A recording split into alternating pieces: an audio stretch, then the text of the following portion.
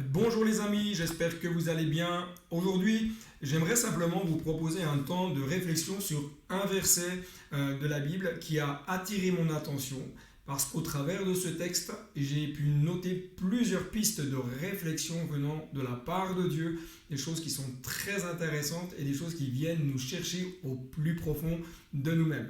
Allez, on en parle tout de suite après le jingle.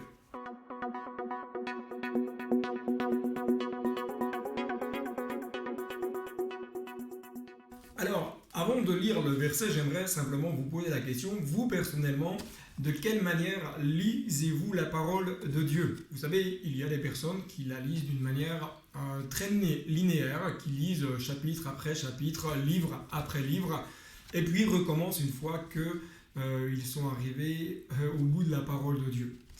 D'autres personnes lisent d'une manière un peu plus éparse, c'est-à-dire quelques versets par-ci, quelques versets par-là, quelques chapitres de l'Ancien Testament, quelques chapitres de Nouveau, mais sans véritablement prendre le temps de se poser et d'avoir une véritable lecture suivie, de façon à ce que, au bout d'un an ou 2 ans, ils puissent avoir lu la parole de Dieu dans son ensemble. Mais aujourd'hui, j'aimerais simplement vous encourager à développer avec Dieu des temps de lecture beaucoup plus profondes. C'est-à-dire que vous puissiez laisser le Saint-Esprit venir déposer dans votre cœur la pensée du ciel. Parfois, il est important de s'arrêter sur des textes, sur des versets qui nous interpellent et qui, on sent que dans notre cœur, il y a quelque chose qui vient nous chercher à l'intérieur. C'est-à-dire que là, le Saint-Esprit est en train de te dire, mais je veux te parler, je veux te révéler quelque chose, je veux te faire connaître le cœur de Dieu. Et à ce moment-là, je vous encourage à prendre un temps avec un cahier, un stylo et de commencer à noter ce qui est dans votre cœur et de laisser le Saint-Esprit peut-être venir mettre en lumière ou mettre en exergue ce qui vient du cœur de Dieu. Ensuite, vous pourrez prendre le temps d'analyser, de réfléchir, de confronter avec d'autres textes de la parole de Dieu pour vérifier si tout concorde bien. Alors, aujourd'hui, je vous propose de lire ensemble le verset 2 du chapitre 28 du livre des Nombres. Le texte dit ceci: vous aurez soin de me présenter au temps fixé mon offrande. C'est Dieu qui parle. Il dit, vous aurez soin de me présenter au temps fixé mon offrande. Première piste de réflexion que j'ai pu noter après la lecture de ce texte est ceci: il y a des choses qui doivent revenir qu'à Dieu seul.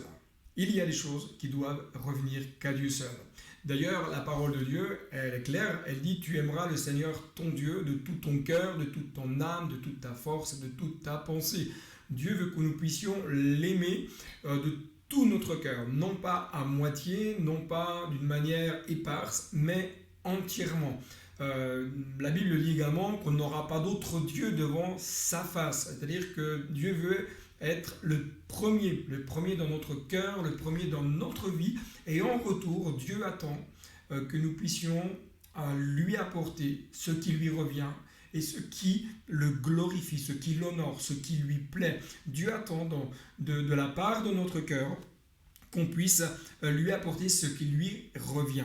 La deuxième piste de réflexion, c'est que Dieu nous demande d'agir avec soin, avec attention et avec un acte d'obéissance. C'est-à-dire quand nous sentons dans notre cœur que Dieu nous demande quelque chose, Dieu nous appelle à agir avec soin, avec une attention particulière pour lui plaire, pour le glorifier, pour l'honorer, pour qu'il puisse être adoré, qu'il puisse être loué. Et dans cet acte de consécration, Dieu nous appelle à un acte d'obéissance. Quand Dieu nous demande quelque chose, il y a toujours un prix à payer et il y a un acte d'obéissance. Dieu nous demande, nous obéissons. Dieu nous appelle dans un registre, nous nous soumettons.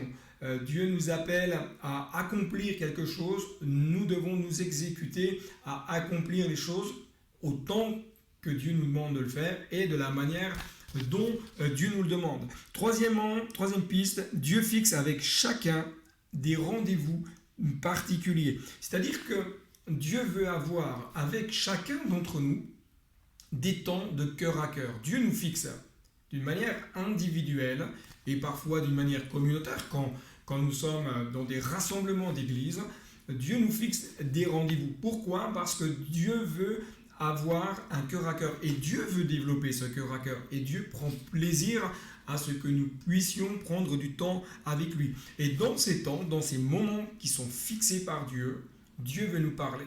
Dieu a des choses à nous dire. Dieu n'attend pas simplement que nous puissions développer un monologue.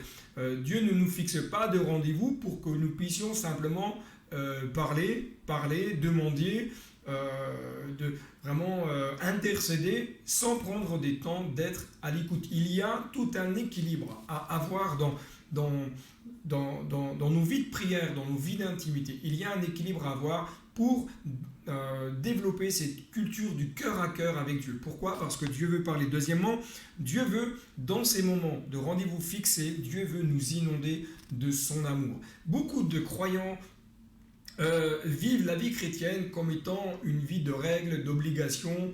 On est là pour apporter à Dieu, on est là pour donner à Dieu, on est là pour obéir à Dieu. Mais on en oublie que Dieu, lui, il veut aussi nous communiquer son amour, il veut nous communiquer son cœur. Oui, il y a l'obéissance, oui, il y a la sanctification, oui, il y a la consécration, mais dans tout cela, nous ne devons pas oublier que notre Dieu est un Dieu d'amour, est un Dieu qui veut notre bonheur, qui veut notre paix, qui veut que nous puissions développer avec lui une intimité, une relation de profondeur. Moi, je crois personnellement en cela, parce que lorsque je passe des temps dans l'intimité de Dieu, il y a des fois, j'ai simplement le sentiment d'être dans les bras de mon Père céleste.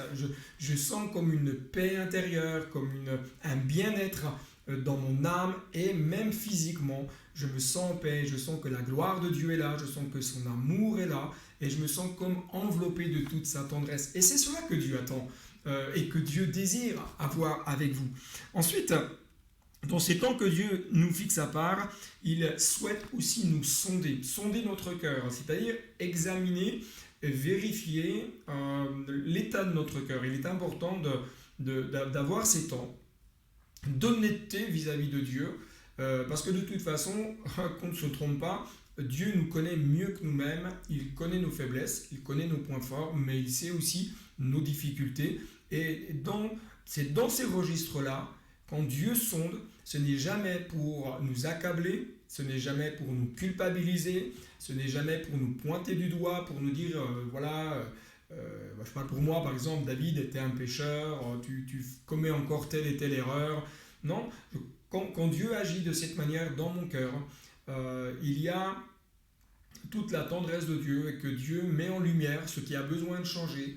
Et Dieu me montre cela parce qu'il veut me rendre meilleur et Dieu veut m'amener plus loin, Dieu veut m'amener à progresser, il veut m'amener à me débarrasser de tout ce qui peut être un frein dans ma vie, tout ce qui peut m'empêcher de m'épanouir, tout ce qui peut m'empêcher de progresser. Et vraiment ça, c'est cette œuvre de la grâce de Dieu qui s'opère en nous. Et ensuite, Dieu nous fixe des rendez-vous parce qu'il veut nous révéler son cœur et sa pensée. Dieu n'est pas simplement lointain où il a tous ses plans qui sont écrits d'éternité en éternité. Il dit, de toute façon, l'être humain, lui, il a juste à accomplir. Dieu veut nous communiquer son cœur, nous communiquer sa pensée et ce qu'il veut faire. Ce qu'il veut faire à travers l'église locale dans laquelle vous pouvez être, mais également, il veut vous communiquer son cœur à travers votre vie, ce qu'il veut faire à travers votre vie. Parce que Dieu veut vous utiliser, pas uniquement au travers d'une église, mais il veut vous utiliser au quotidien, dans votre lieu de travail, dans votre club sportif, dans votre centre de loisirs ou autre. Dieu veut vous utiliser au travers d'une association. Vous pouvez bénir, vous pouvez être un instrument de Dieu par un sourire, par un geste, démontrer l'amour de Dieu à travers votre vie au quotidien. Simplement, soyez à l'écoute de ce que Dieu veut. Quatrièmement, la quatrième piste de réflexion, en tout cas le grand 4, c'est que Dieu nous demande de lui apporter son offrande. Et c'est ça qui m'a interpellé. En fin de compte, on lui apporte, mais on lui apporte ce qui lui appartient déjà. On ne lui apporte pas quelque chose qui nous appartient. Dieu nous demande de lui apporter ce qui lui appartient. C'est son offrande, c'est à lui. Quelque part, c'est un dû. C'est un dû. Et simplement dit, ben voilà, il y a des temps fixés où je vous demande de vous présenter devant moi et de m'apporter l'offrande qui me revient, ce qui lui est dû. Et nous devons veiller dans ce que notre quotidien, nous puissions lui apporter cette offrande qui lui est due. L'offrande de nos lèvres, la louange, l'adoration, ça lui est dû. L'offrande de nos cœurs, l'offrande de nos vies, l'offrande de notre travail, l'offrande financière. Il y a des choses qui sont dues à Dieu, qui lui reviennent, des choses qui lui appartiennent. Ce ne sont pas des choses que nous donnons à Dieu, ce sont des choses qui reviennent à Dieu. Simplement, nous redonnons ce qui appartient à Dieu en quelque sorte. Il y a donc, à travers ces différentes choses que j'ai pu aborder avec vous, il faut comprendre qu'il y a une véritable bénédiction de la part de Dieu qui veut se déverser dans nos vies quand nous prenons le temps de répondre présent au temps fixé que Dieu place dans notre vie. Il y a une bénédiction qui coule lorsque nous obéissons. Il y a une bénédiction qui coule lorsque nous accomplissons sa volonté. Il y a une bénédiction qui coule lorsque nous répondons présent. Ne remettez jamais au lendemain ce que Dieu vous demande d'accomplir aujourd'hui. Parfois, ça nous coûte. Parfois, on doute. Je ne sais pas vous, mais parfois, il y a des choses que je sens que Dieu me demande dans mon cœur et tout de suite, j'ai des pensées qui me disent « Oui, mais c'est pas à toi de faire ça. Tu n'es pas assez qualifié. Tu manques encore de compétences. Tu n'as pas assez d'expérience. » Bref, autant de pensées qui peuvent, en tout cas, surgir dans notre esprit. Mais comprenez bien que Dieu attend de vous que vous puissiez répondre présent. Répondez présent lorsqu'il vous demande de prendre des temps dans la prière. Répondez présent lorsqu'il vous demande un acte de consécration. Répondez présent simplement. Il y a une bénédiction qui coule lorsque nous apportons à Dieu ce que Dieu veut. Le but n'est pas d'offrir ce que nous avons envie d'offrir. Le but est de répondre, de dire « Seigneur, qu'est-ce que tu attends de moi ? Qu'est-ce que tu souhaites que je t'apporte ce qui te revient ?» Et Dieu va vous interpeller par son esprit, il va vous dire « voilà, je souhaite que tu me consacres ceci. Je souhaite que tu m'apportes cela. » Et là, on doit répondre présent. Si nous voulons que la bénédiction de Dieu coule, nous sommes amenés et appelés à répondre avec un acte d'obéissance. Dire Seigneur, voilà, je t'apporte ce qui te revient parce que je veux te plaire, parce que je veux te glorifier, je veux que ma vie soit conforme à ta pensée. Ce sont donc des principes spirituels importants à garder dans notre cœur, à garder dans notre vie. Il est évident que la bénédiction, on dit souvent que tout n'est que grâce, et c'est vrai, tout n'est que grâce, c'est-à-dire que la bénédiction, ce n'est pas l'application de règles et de lois, et là nous devons veiller parce qu'on peut très rapidement peut-être tomber dans une forme de légalisme religieux. Tout n'est que grâce, mais néanmoins il y a des principes spirituels qui existent, et ce n'est pas parce que tout n'est que grâce que nous devons en écarter les principes spirituels que Dieu lui-même a fixés. Si nous voulons être bénis, eh bien, il est important de répondre présent au temps fixé et de redonner à Dieu ce qui lui revient. Voilà, j'espère que cette vidéo t'a encouragé, j'espère que peut-être même celle-ci a pu parler à ton cœur. Alors, n'hésite pas à liker cette vidéo si celle-ci t'a plu, n'hésite pas à la partager à tes amis sur les différents réseaux, que ce soit sur Facebook, Instagram ou TikTok ou autre.